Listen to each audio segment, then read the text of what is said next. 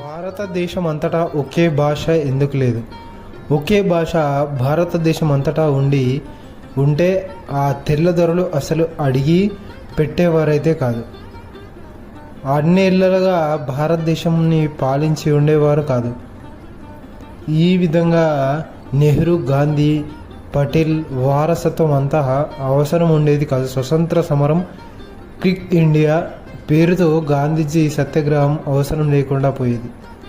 నా బాల్యంలో చూస్తుంటే ఉన్నాను, తెలుగు భాషలో ఉండే అన్ని పాఠ్య పుస్తకాలు, ఇంకా రామాయణం, మహాభారతం, శివశిరలు ఇటువంటివి కొంచెం కష్టమైనదిగా ఉండేవి. అలాంటి సమయంలో దక్షయజ్ఞం చేసిన వస్తే కాకినాడ పూర్ణం టాకీస్లో నాన్నగారితో కలిసి నేనైతే సినిమా చూడడం జరిగింది. మరి ఎన్టీఆర్ గారు దేవుడు అంటే ఎలాగెలా ఉంటారని జనాలైతే ఊహించే